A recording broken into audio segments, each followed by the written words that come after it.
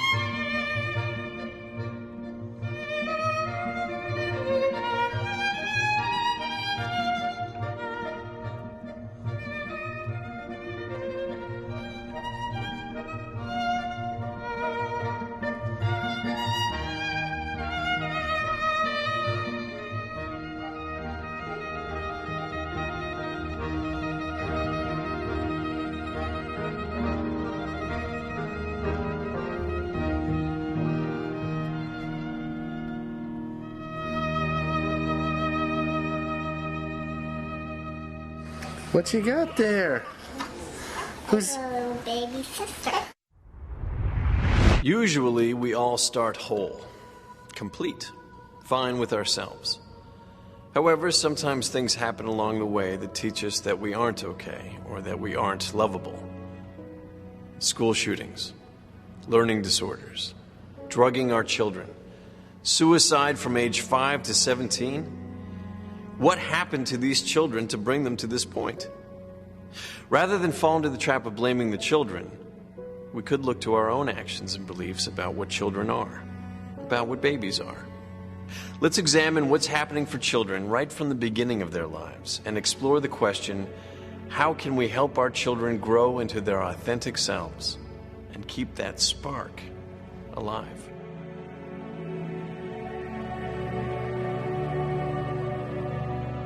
I think it starts at the beginning. It starts the way we are carrying our children, the way we are birthing our children, and the way we're caring for them afterwards, and the way we were birthed and cared for. Because we pass it on. I think one of the most exciting things about the whole 20th century is coming into full awareness of what's involved in the birth process. From all of our studies now, we know that the baby is far more sophisticated than anything we ever gave it credit for being before. We didn't think it could have an experience. We didn't think it could sense anything. and we didn't think it had the brains to know what the senses were telling them. Babies seem to have a working mind, which is part of their consciousness, part of their human consciousness. It's not something that develops in stages like the brain develops in stages. The mind is simply a part of who they are. That's a whole new idea. When people have recalled what happened very, very even at the earliest at conception in the prenatal period at birth, their level of recall of what they talk about goes beyond what they have the brain support to remember. Psychology wasn't digging into that ground. But now, very clever experiments are designed to use the simplest behaviors of the baby so the baby can tell us that it's listening or that it cares and that it remembers. Ultrasound allows us to peer into the womb and watch the behaviors of babies even before they are born. We've discovered that they are already interacting, and in the case of twins, responding to each other.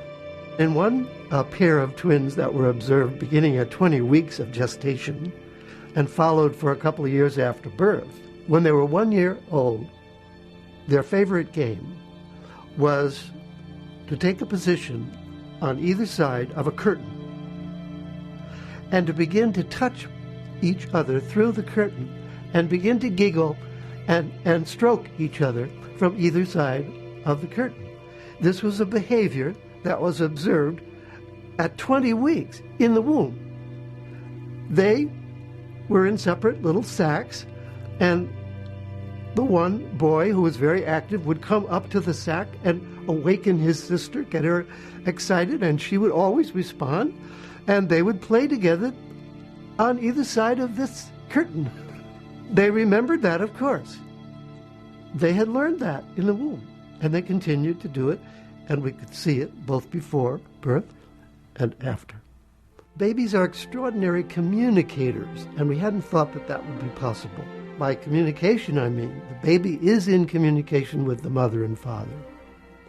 The mother and father is in communication with the baby, whether they know it or not. So the signals are traveling back and forth constantly between the baby in the womb and the mother and father, although they may be just oblivious to that fact. Usually mothers intuitively start talking to the baby, and they were right. I think there have always been parents who knew this thousands of years ago, and they did all the right things without having any science to it at all. They did it intuitively, like the Tibetans.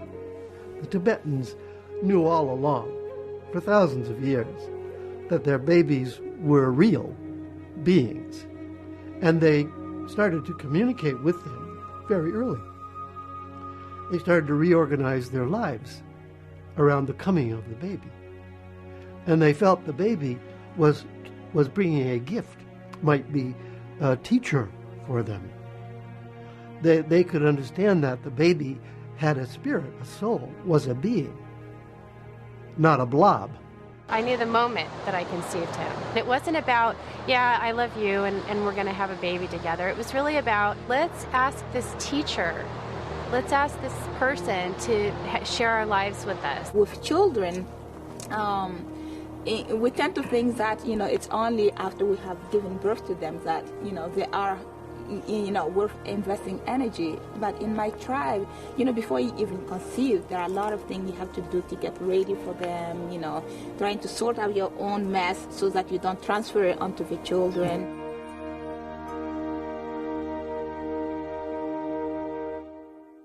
Pregnancy in many cultures is not only a time for the parents to examine their readiness and openness to a new life, but also for the community to embrace and support the parents and the new life coming in. Sabanfu Some's name means keeper of the rituals in the Dagara language of West Africa's Burkina Faso. Sabanfu left Africa a decade ago to bring birth rituals to people around the world. She shows how ritual is used in our daily lives to honor and celebrate childbirth, children, and community. Today, what we would like to do is to do one of the many welcoming ceremonies that we do in my tribe to welcome the child. Ayanti mbamenati boal aziana. Ayanti samenati boal. Ajunga ilang abade amama atis amama. Now that I am here and I see different women going through the ritual process, and you can feel the baby moving, and there is a different energy, a different vibration that comes alive within the mother and the baby. I think that is one of the things that really reassures the babies that, hey, I'm going to an okay place and I can really be there and I can take my gift there.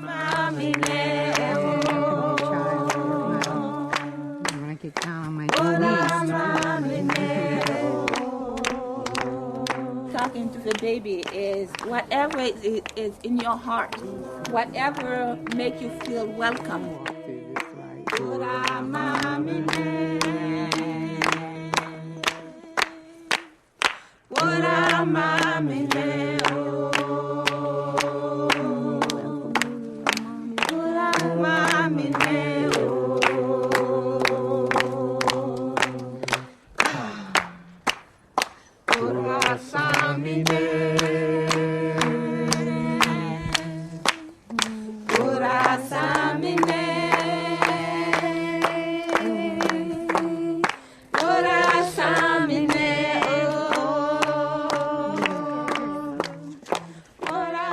To them, we appreciate you gifting us with your gift that you are going to bring. And it is also a way of reminding them that if they're forgetting little gift, that they need to bring them too. And at the same time, a way of telling them that there is going to be some arms here to hold them when they come. On this journey.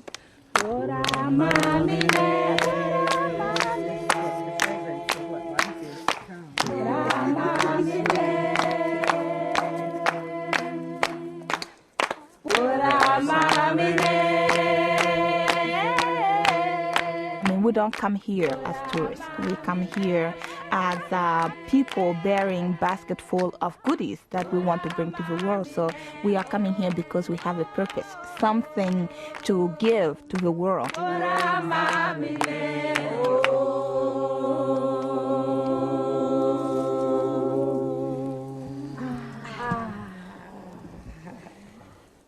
As you continue this journey, that you continue it with peace, with love, and with a lot of support. May the spirit you are bring the very medicine that the world needs for healing. It has been really exciting sharing and seeing people's reaction to the healing that it has brought for so many families and so many generations. The slightest things that the mother is doing are part of the baby's environment and affect the baby, so they will start moving very shortly after a mother laughs, for example. So you can imagine what's happening to babies if parents are fighting, if the mother is in grief about something, if there's a separation, if there is a death, like the father dying before birth. Babies are really tuned into their environment. And that's a whole new idea about the consciousness of a baby in the womb. Research now shows very clearly that the mother's emotional state during pregnancy determines the actual shape, nature, and character of the brain structure that grows in the infant. This has been established without any question. All mammals follow the same pattern. If the mother's in a state of high anxiety, fear, worry, and so forth, she gives birth to an infant with a different brain structure, one with a much larger, what we call the old hindbrain, the survival sensory motor brain, and a much reduced size intellectual creative brain. It's as though at every birth nature is saying, well, can we go for more intelligence or do we have to defend ourselves again? Babies learn very early, children learn very early to not listen to their hearts, to not trust their feelings, to not express their feelings, and they shut down the love that they have to give, and they live in a hypervigilant stance, always wondering, what should I be? What do they want from me, or what do you want from me? And people spend their lives that way.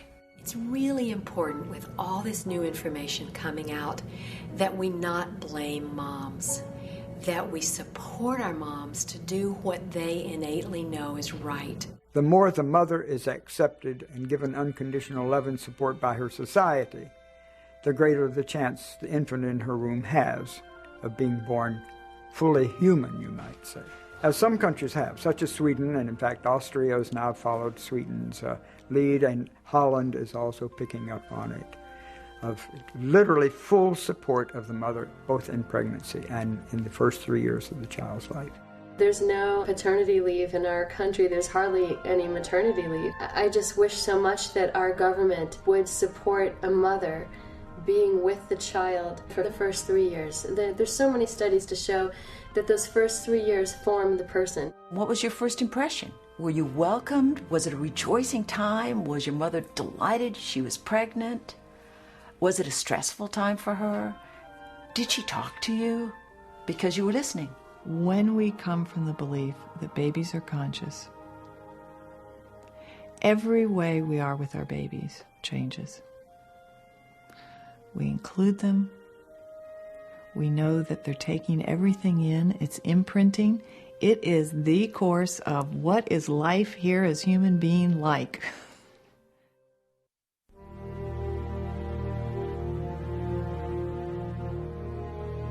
When Owen was born, he was clearly looking for us. And our responses to each other then underlie our relationship now. Bonding is the basis of emotional connection between baby and mother and baby and father. It starts at the beginning of life and develops as the baby forms in utero. When babies are born, it can be a very intense experience for them as well as their parents. As the baby emerges, there's a huge emotional drive for parents and their newborn child to connect and settle in together. This time of settling in together deepens their bond. That bonding is brought about by skin-to-skin contact of mother and infant after the infant comes out of the womb. And this bonding process goes on, and we know exactly what it is. We know the 3 points of it. Audio-visual communication, which means eye contact and the mother's voice, nurturing, breastfeeding, holding, massaging, fondling the infant in every way, and play. And the play that spontaneously arises between the infant, right from the beginning practically, and the mother. You just squirt. Oh, I didn't mean to squirt you. Teeth, lips. If those 3 things are enacted, then you have healthy growth in the child. And the interesting thing, you have tremendous new growth in the mother. She discovers an aspect of herself that she's never experienced before. I felt so in love with everyone in the room. It was incredible. I mean, at one moment I was in so much pain, and then the next second I'd never experienced so much love and joy for everyone around me. And especially little Ethan, of course. I can't believe it the way I feel that time. The doctor put him right away into my stomach, and he was in my stomach when he born. I forget everything else, I was so happy. That bonding brings out as much new information in the mother's encoded system as it does in the child's. They create a dynamic, and each is bringing the other into a new form of awareness. It was this unfolding of me. I had this huge rush of love, and of course I love this little infant baby more than I could ever imagine. There's something opens up in you. It's like a trap door that all of a sudden, you didn't know you had this particular well of feelings. These are expectancies in that child. When they open their eyes and look around, they're looking for a face. And at close quarters, not only will their eyes lock on the human face and its eyes, but that turns on the entire infant's brain. It turns on their awareness in this new setting they find themselves in. Within minutes, they're functioning on a level of response which the child not given that face at birth is an average of 3 months late in developing. So it's sort of like there's glue on the mother and there's glue on the baby right after birth. And if they get to do this right afterwards, it sort of sets, and they connect and they meet each other, soul to soul, body to body. And when one is taken away for one reason or another, the glue starts to dry a little bit. And so when it's postponed, it can take a little more work to get the glue to stick. And it still can happen. It can happen throughout a lifetime, and I think it really does. But if it gets to do it right from the beginning, there's a lot less effort involved in the connecting. The face needs to be at a distance of 6 to 12 inches away to really function as the wake-up call to that new life to come into this world. 6 to 12 inches away just happens to be, by strangest coincidence, right at the point of nurturing. Yeah, when you born, little guy, I was so happy when I saw you on the top of my belly.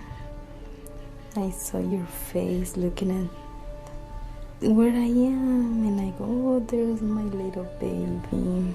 I was trying to find out where you are. And you know what? You was already with me. Baby knows mom from inside. Meeting mom from outside is a different experience. The way they come into contact, that sets the pattern for how it'll happen again and again and again later on. The second he came in, when he heard Tracy's voice, he picked his head up and looked in her direction. And then when I spoke, he picked his head up and looked in my direction. And remember, you looked right at us and went, okay, there you are. That's right. We were able to start a beautiful tradition that's followed in many cultures. We're staying in and around the house for 40 days. We're keeping the baby in dim light for at least the first couple of weeks. Newborns, they have a much slower rate at integrating what's happened to them than adults do. It takes them about 6 times longer. Owen's always been very trusting because we, starting with that simply and bringing him slowly and willingly into our world, has really seemed to make him a very secure child.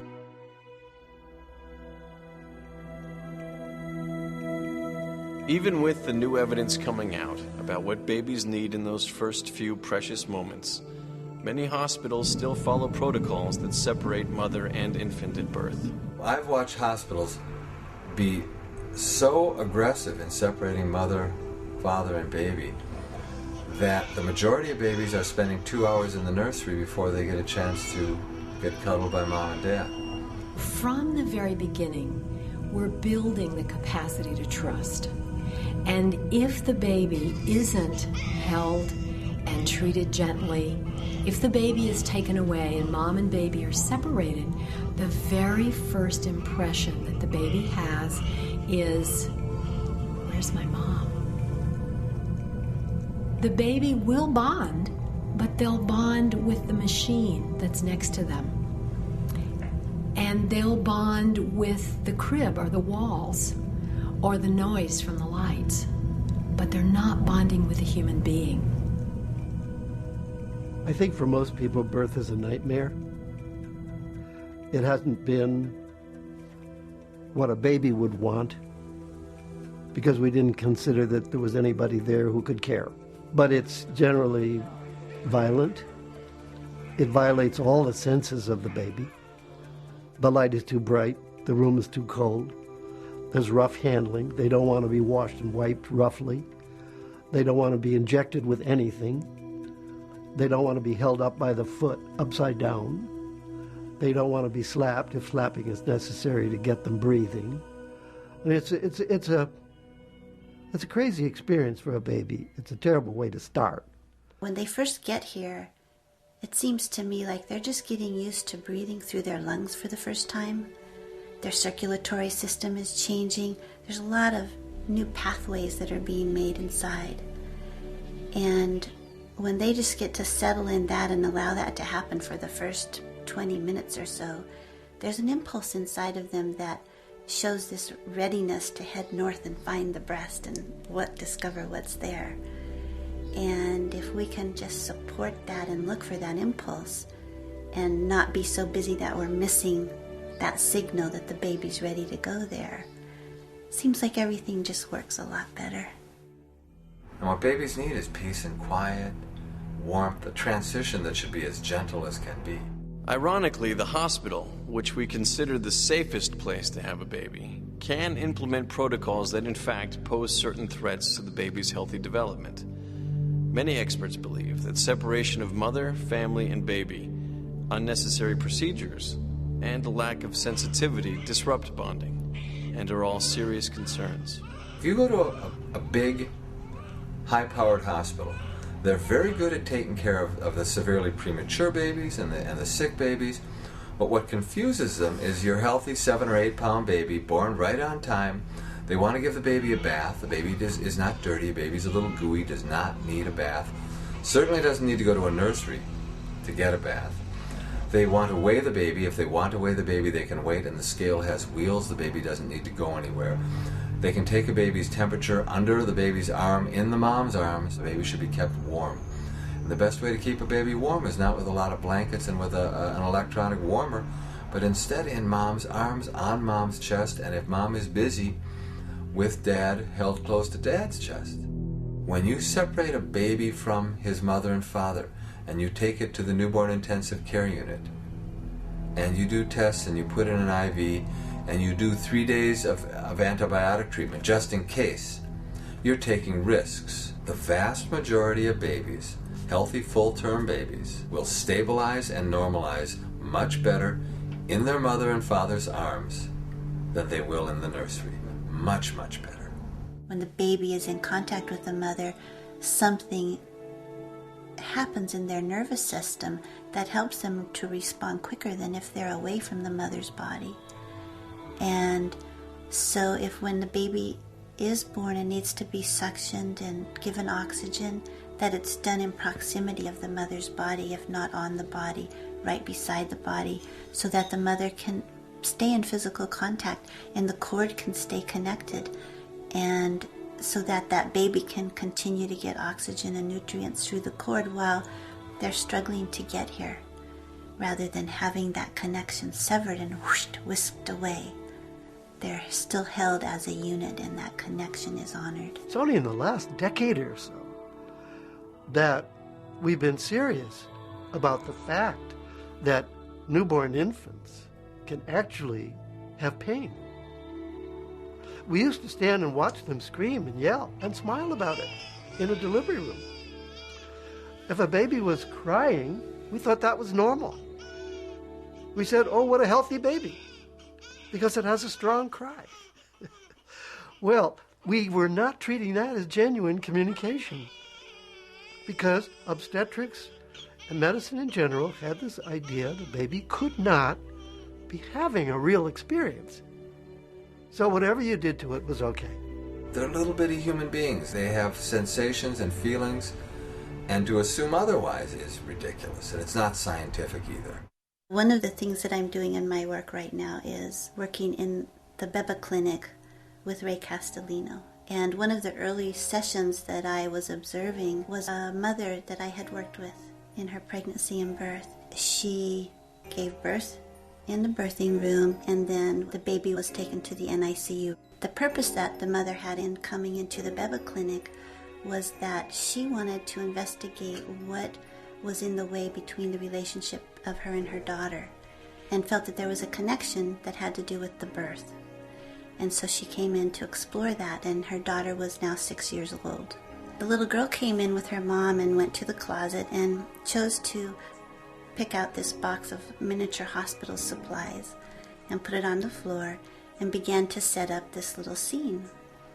And as I watched what she was doing, I started to realize what scene she was setting up, which was in the hospital at her birth. And she got a bed and put her mother in the bed and put an IV pole on one side of the bed and put little tiny slippers on the other side of the bed, where her mother had actually left the slippers on that side of the bed and the IV was on the side of the bed she put it on. She goes, the daddy, where's the daddy? And she digs through the box and gets a man and puts him right next to the IV pole. And at the birth, the father sat on a stool right beside the IV pole. She told the story of how it happened, and then as she nudged that little baby toward the mother's bed, and now the father's present, she picked the baby up and put her on her mama's belly. And so she created the healing of what she wished would have happened. She then jumped into the mother's arms. They hugged, they kissed, they looked into each other's eyes and just melted together. So beautiful. Just melted that barrier away. Just let them be completely connected, because they had missed that at birth. They didn't get to do it right away, and there was still a little part left to happen. I don't think it's anybody's conscious fault. But I think the medical world doesn't validate the emotional, the spiritual life of the mother and the child, the reality of human values. They are so focused, as rightfully they should be, on the physical, but they neglect the other, and the other is very important. It is a heart-opening human ritual that needs to be honored and respected and have as little medical intervention as possible. My medical intuition would tell me that there are lasting consequences to being hurt when you're a newborn baby, or to being separated from your parents when you're a newborn baby. It really is a big deal. I think women are now claiming that it's their birth. It's not the hospital's birth. It's not the hospital's baby. It's not the doctor's baby. It's their baby. It's an incredible experience that their whole family is having. And so more and more, I think women are now becoming aware of the fact it's really important to keep your baby with you, especially if there's been a trauma, because it heals the baby. It lowers the stress hormones, brings endorphins for both of them. It's a sacred moment, and it should not be violated unless, of course, it's a medical emergency, and then you do whatever you can to save the mother and the child. I had no idea that little ones recorded everything. And I had sort of prided myself in knowing what newborns knew, that they were sensitive beings, and they felt. And in this session, I felt like I was starting at the beginning again and just beginning to understand what it is they really take in.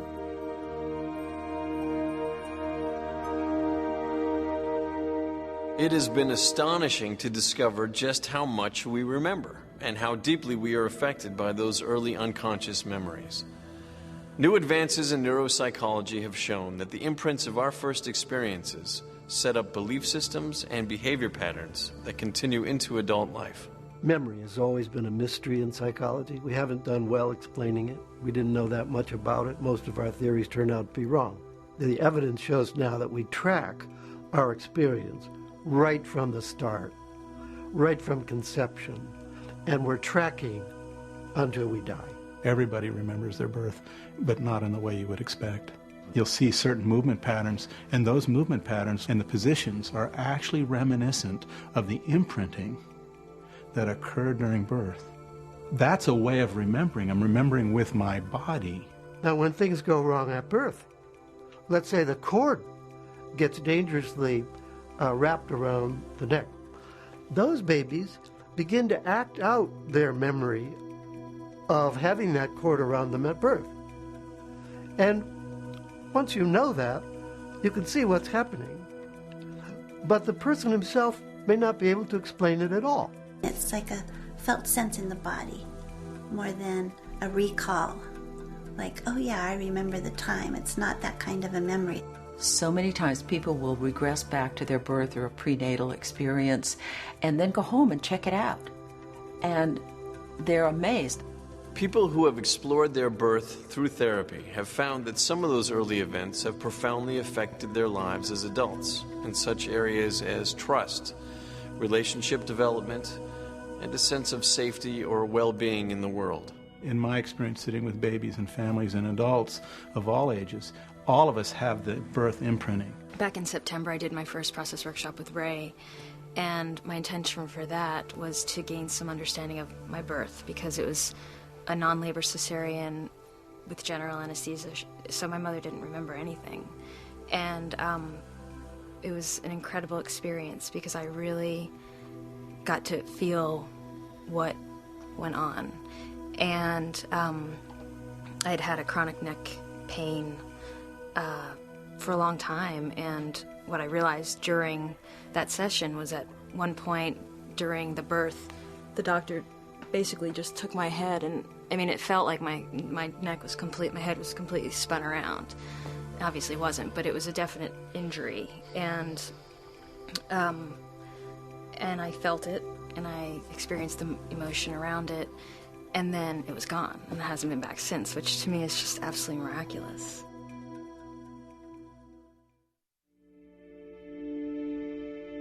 How is it possible that these early experiences can continue to negatively affect a person throughout their life? Beliefs about how the world is going to treat me and how I have to be in order to survive begin to get established in those first minutes and hours of life. And often the parents don't understand that, and they reinforce it. And then we see it reinforced in school. For example, a child may have had a separation at birth and been really scared. Maybe they had tubes down their throat, and they go home and mom and dad are very present and very wonderful, but they don't understand that every time the baby starts to eat, they get scared, and so they spit up and they start crying. So mom thinks my breast is no good for the baby, and mom frowns. Baby gets reinforced. Oh, what I'm doing is not acceptable. Maybe I'm not acceptable. And so the baby gets more fussy. So they get labeled. And then the child begins to live up to that label. Mom and dad think we have to control that behavior. And we blame them. You're a bad boy. You're a bad girl. Or don't do that. I can't stand that when you do that. And the truth is the child is simply afraid. If we want a change in their behavior, we must model that change in our behavior. We as adults are all determined that we're going to mold the behavior of that child through verbal instructions, and they can only become who we are. You don't have to teach the child emotional intelligence. You have to be it around them. You can't keep the brain from absorbing it. Once a family understands what's going on, there are many ways they can work together to find healing, to release themselves from the confusion caused by these early imprints. I've had so many clients where someone is there that feels that the baby's coming out and the doctor isn't there yet, and so they will cross the mother's legs or they will push the baby back inside, and that is very traumatic for a baby. It sets up a negative pattern between the mother and the baby, and the mother gets blamed for it. And it wasn't the mother's fault. I was supposed to come on my mother's birthday, but I didn't show up on time, and so my mother panicked, and she wanted my father to take her to the hospital in Cheyenne. So they started out, and about half or a little better than half the way there, I started to be born. And so my mother got out of the car and got in a ditch, and my head came out. And my father panicked, and he pushed my head back in, closed my mother's legs, put her back in the car, and then drove on to the next town, where they carried my mother up the stairs, and I was born in an office up above the drugstore. I really didn't want to come out the second time. I mean, I was ready and willing the first time, but the second time, it was like, it was too scary out there. They didn't want me. They had rejected me, and I wanted to just stay there and boom and die. Just the knowledge of that experience throughout my life, and there was never any doubt about the facts. I did get my head pushed back in. That experience, I think, has had a profound effect on me all my life, because my whole life has sort of been one abandonment after another. And, you know, I can trace it all the way through my life. I felt abandoned then, and I have felt abandoned over and over again since. These processes that happen early on, sometimes in utero, sometimes before birth or during birth or right after birth, set up a pattern that we live over and over and over again until we discover what it is. So many things happen along the road, from conception, prenatal, and birth and beyond, where it wasn't perfect. One of the natural first responses is to feel, oh my God, but that means that I hurt my baby?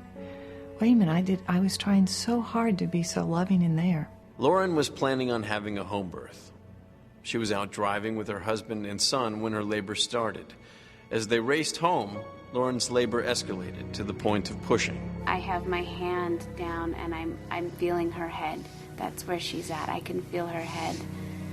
And she's very close. I felt a contraction coming on. I put my feet against one door and I was stretched all the way across the whole back seat.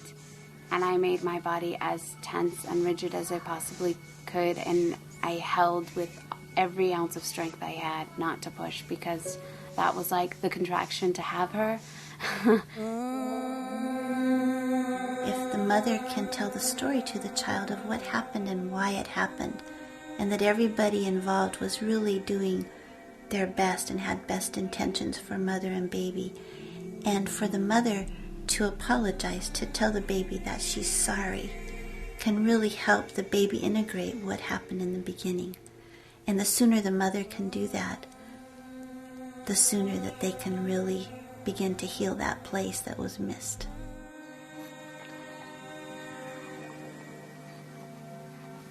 I didn't want to be having to hold her back, to hold her in from what she needed to be doing. Just that I'm sorry.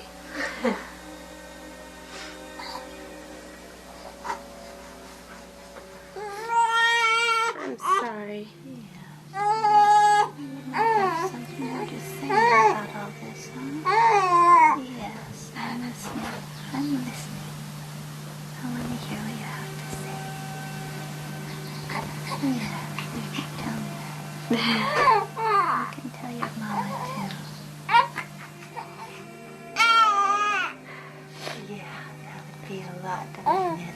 Yeah, a lot for a mama to do.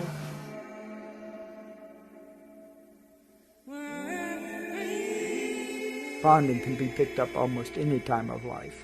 Our need for it is so great. And so if you miss it at birth, it can still be picked up any time later in life. Body molding, eye contact, and sweet sounds can bring about bonding at any age. And I said, well, even in our mid-70s, I guarantee you we need eye contact, body molding, and sweet sounds in our life.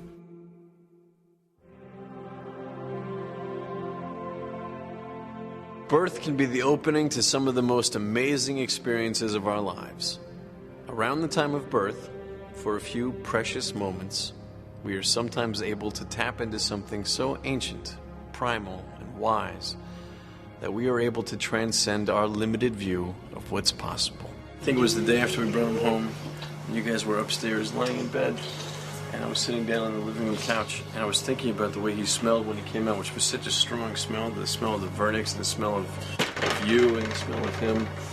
And it was almost like that smell was just in my nose, and I couldn't get it out, and I was just sort of enjoying how powerful it was. And then it was almost like it went down into my chest, and my chest got really warm, and almost like it was starting to burn, and it was almost like just his sense was burning its way into me, like it was never going to be erased, and my heart just exploded. It was really very powerful. And I have talked to other fathers, and I said, then that thing where you smell the baby and the baby's smell comes into you and burns your lungs. They look at me like, what? But I had it. It was really powerful, and it was sort of like him imprinting himself on me in a very visceral way. Where is our son? He's there. I actually felt as if I wanted to lick him. I had this primal urge to lick him and lick him clean, I guess. And it's just this amazing thing. So I just kind of licked his cheeks a little bit and did that much, and held him up. I wanted to hold him up in the living room. I was just holding him and thanking the universe for this wonderful child. And I felt that was the fatherly thing to do. These ancient encoded wisdoms and power and strength that are released at the moment of birth. Well, I'd read about this, but I'd never delivered one of my own until 20 years ago. And I had grown children then, and I think 8 or 9 grandchildren by then, but I had another child of my own, and delivered it. I mean, I was there. I was the only other person present at its birth. The child's mother delivered it. But I was stunned and astonished at the tremendous energy that filled the whole house. The house shook with that energy. It was an awesome, near mystical experience for me. I would say it's the closest thing to a wide awake mystical experience I'd ever had. Those of us who have delivered our own children and made that contact ourselves know that it's an invitation to the greatest intimacy that life ever affords us, offered in just that moment. And the infant is the one who offers that total, vulnerable intimacy. And if we do not meet it, then the infant feels betrayed by the world. And so they're coming into a world they can't trust. because it does not meet their most critical need right at that point.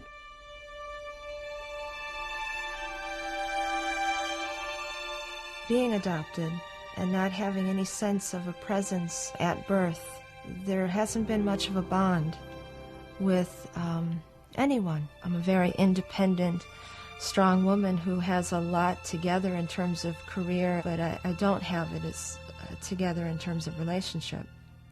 I don't know that I know how to form really close bonds, or even what that is.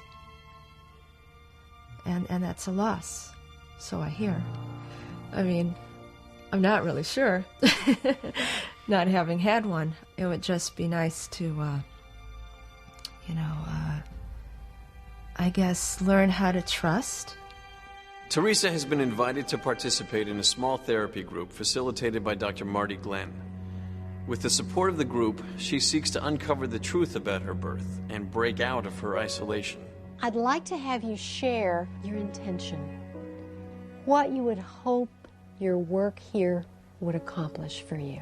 My intention is not only to go back and try to give myself some feeling about my birth, but to also try to bring that to my present relationships, my present life. What might you experience if you had that? Do you know what I'm saying? A sense of normalcy, a sense of being like every other human being, a sense of not being alien in some way.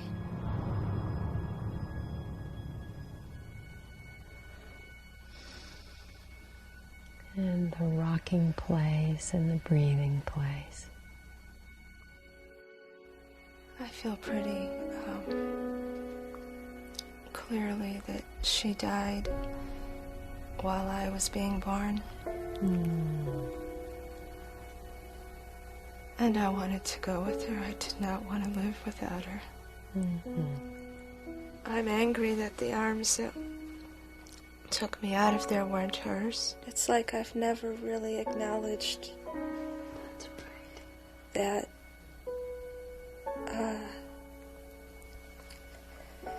she died. Right. And I never got consoled or comforted for being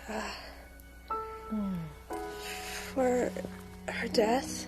I haven't even been allowed to honor them or acknowledge them.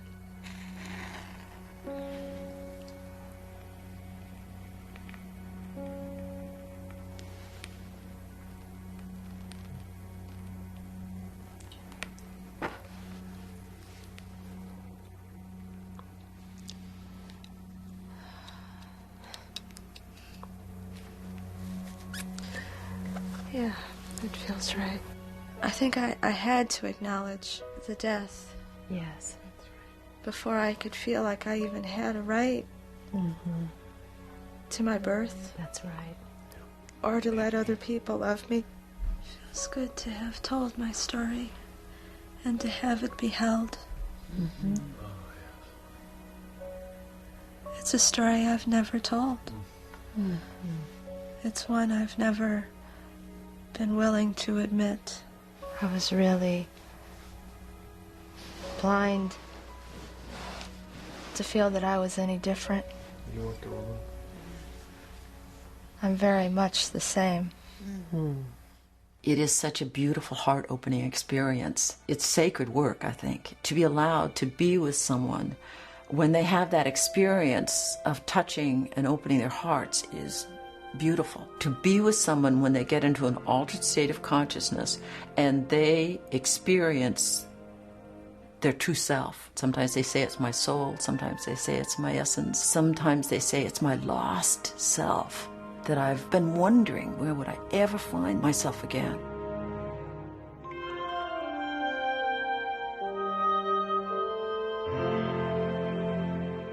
The self is there from the very beginning. For some people, early experiences can bury their fundamental nature underneath trauma, grief, or shame. But as parents, there are things we can do to encourage that spark and keep it alive. During gestation, birth, and the early years, it is so important for us to connect with our children and to listen to who they are and what their purpose is. In this way, we can help them stay on their path as they grow. Sabanfu reminds us that in her culture, at every step along the way, the incoming child is honored, and things are done to make sure that they know that they are welcomed and wanted and needed. All these different rituals are done to ensure that the spirit of a new coming child is kept intact. Birth is another excuse for the elders to do another welcoming. They put children of about 5 or 6 years old or so into a room next door, so that when the baby comes out and screams out the first cry, then all the children must respond to that cry, because it is like a coded message saying, "Hello, I am here. Anybody around?" And when the other children cry back, it is saying, "Yes, welcome. You have arrived at the right place." You got a sister. One of our basic needs is to be included, to be seen, to be heard, to be understood, and to know that someone cares enough about us, loves us enough, to be that tender with us, to listen. Did a good job coming with. You did a good job coming with. It is not simply the responsibility of the parents to receive the infant. It's important for the whole community to come forward and receive and welcome each child. Our survival depends on us being able to connect with other people. Our capacity for relationship begins very early. We value our independence in this nation so tremendously. And of course, nobody wants to be very dependent and codependent, but there's an interdependence that is the healthy way to be. When you do not belong, when you don't feel embraced by a community, that actually is a reason to start your grief right there. And a lot of us walk around carrying grief on every part of our body, in every cell of ours, because we are invisible. We are not seen because the community has not embraced us for us to get out of our invisibility. What we see is children trying to find a place for themselves, trying to be noticed, trying to have someone get who they are. If the community doesn't come together and take true ownership of the lives of the youth that exist within that community, then when the option for a child is suffer through it in a world that is foreign and feels very harsh and negative to you, or enter into a community that may be unhealthy but is going to in its own way be there for you, the choice is going to be to find that community, even if it's a negative one. That sense of belonging and that sense of home will only come only if a community opens its arms and say, "Yes, we know who you are, and we want to welcome what you have to give and who you are."